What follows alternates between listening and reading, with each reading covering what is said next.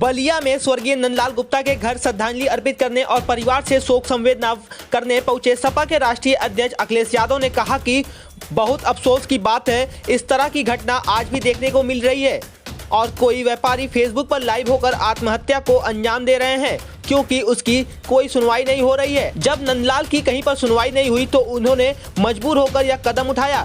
मैं उनके परिवार से मिला हूं, मेरी सरकार से मांग है कि उनकी पत्नी पढ़ी लिखी है, उन्हें सरकार की तरफ से नौकरी मिलनी चाहिए। पूर्व मुख्यमंत्री अखिलेश यादव ने योगी सरकार से पीड़ित नंदलाल के परिवार को 50 लाख मुआवजा देने की मांग की है।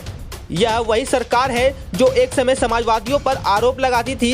अखिलेश यादव ने कहा कि बलिया के पहचान क्रांतिकारियों से है, शहीदों से है, समाजवादियों से है। वहां इस तरह का अन्याय या कोई पहला मामला नहीं है, ऐसे 2 मामले और संज्ञान में हैं। पूर्व मुख्यमंत्री अखिलेश यादव ने बीजेपी सरकार पर बड़ा निशाना साधते हुए कहा है कि सरकार द्वारा बैंकों को व्यापारियों की मदद के लिए रोका जा रहा है। बैंकों की उदासीनता के कारण व्यापारी वर्ग इन सूदखोरों के चंगुल में फंस जा रहे हैं, जबकि यह सरकार की जिम्मेदारी है कि व्यापारी भाइयों को हर सुविधा दी जाए। अखिलेश यादव ने सीधे तौर पर कहा कि बीजेपी सरकार में सूदखोरों को दबंग का बोलबाला रहता है। अखिलेश यादव ने योगी सरकार से सवाल किया है कि जब सरकार किसानों का कर्ज माफ कर सकती है तो सूदखोरों से पीड़ित लोगों का ब्याज क्यों माफ नहीं कर सकती है।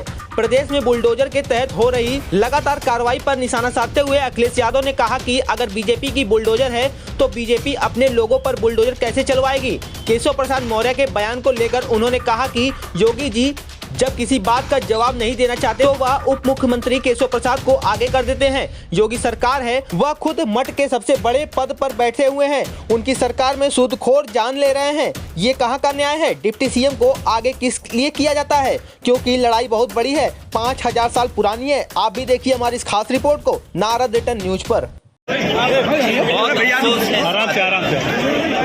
इस तरह की घटना आज के समय पर हो रही है और कोई व्यापारी तभी फेसबुक लाइव करेगा और इस तरह का कदम उठाएगा जब उसकी कोई सुनवाई नहीं होगी। क्या बुलडोजर की कार्रवाई होनी चाहिए? कोई सुनवाई जब नहीं हुई तभी ये कदम उस व्यापारी ने नंदलाल ने उठाया।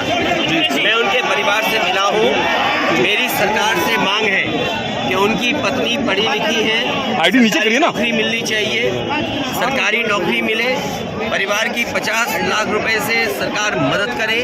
और ये वही सरकार है जो समाजवादियों पे कभी कभी आरोप लगाती थी कि हम मदद में भेदभाव करते हैं। इस व्यापारी की जान गई है सूदखोर। मतलब बलिया जैसी जगह पर इसकी बलिया की पहचान दूसरी है, यहाँ क्रांतिकारी लोग रहे हैं, ये समाजवादियों की धरती नहीं है। वहाँ इस तरह का अन्याय केवल एक परिवार नहीं है, इसके अलावा 2 परिवार और मुझे मिले हैं जिन पर इसी तरह का कर्ज लिया और जो कर्ज देने वाले सूदखोर हैं, जो सरकार से मिले हुए हैं, बीजेपी से मिले हुए हैं, वो लगातार इनके ऊपर अन्याय कर रहे हैं, जबरदस्ती वसूलना चाहते हैं। जितना पैसा दिया है उससे भी कई गुना ज्यादा वसूलना चाहते हैं। सोचिए अगर 1 रुपए लें और 100 रुपए वसूला जाएगा तो क्या व्यापारी खुशहाल होगा?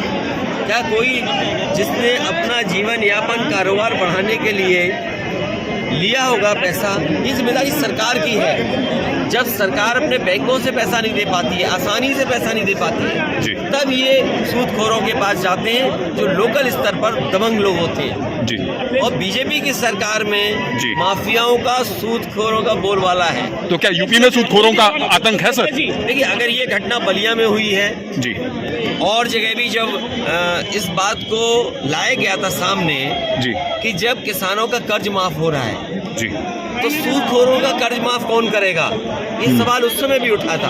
सरकार को ध्यान देना चाहिए था, सरकार की जिम्मेदारी बनती है और सरकार इस तरह के कारोबार को बढ़ावा नहीं दे सकती जहां पर इस तरह का अन्याय हो।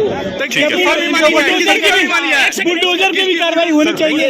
बुलडोजर तो सरकार हर एक चला रही है, जिनका दोष नहीं उन पे भी बुलडोजर चल रहा है। और अगर बुलडोजर नहीं चल रहा है तो इसका मतलब ये है कि वो बीजेपी से उसके लोग मिले होंगे, क्योंकि जो बीजेपी के लोग हैं उन पे बुलडोजर नहीं चलता है। आपको मैं तमाम उदाहरण दे सकता हूँ।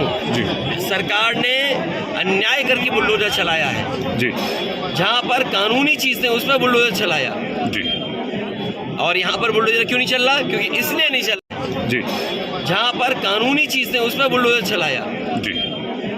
और यहाँ पर बुलडोजर क्यों नहीं चल रहा? क्योंकि इसलिए नहीं चल रहा है, बीजेपी के लोग होंगे, बीजेपी की सरकार है तो बीजेपी का ही बुलडोजर है, वो सरकार का न्याय दिलाने का बुलडोजर नहीं है, वो बीजेपी का बुलडोजर है। अगर बीजेपी का बुलडोजर है तो बीजेपी अपने लोगों पर कैसे बुलडोजर चलाएगी?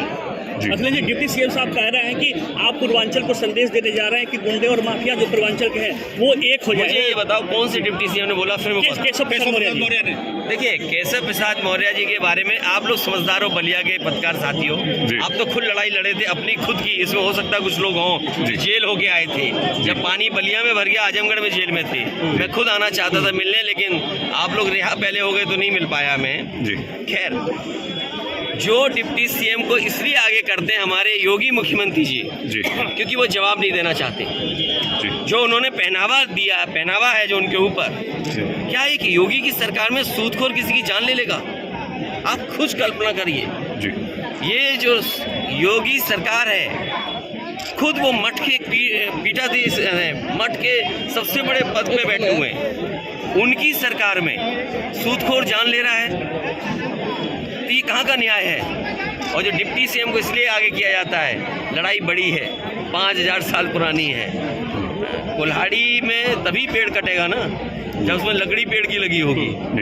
तो ये सब वो लोग हैं जिन्होंने किसी को न्याय नहीं दिलाना है। डिप्टी सीएम यहाँ क्यों नहीं आए? मुझे याद है बलवंत सिंह कस्टोडियल डेथ हुई उसकी, सरकार ने उसकी पत्नी को सरकारी नौकरी नहीं दी, 1 करोड़ की मदद नहीं की। कन्नौज में एक साके समाज का था, ये डिप्टी सीएम उनके घर गए थे, उसकी पत्नी को सरकारी नौकरी क्यों नहीं दे रहे? हम तो कहते हैं नंदलाल गुप्ता की पत्नी को सरकारी नौकरी सरकार दे, साके परिवार छिबरामऊ कन्नौज में उसकी जान की उस पत्नी को सरकारी नौकरी दे। बलवंत सिंह वो तो मुख्यमंत्री जी के स्वजाती हैं, उनकी पत्नी को सरकारी नौकरी दे, क्यों नहीं दे रही सरकार? इसलिए जानबूझकर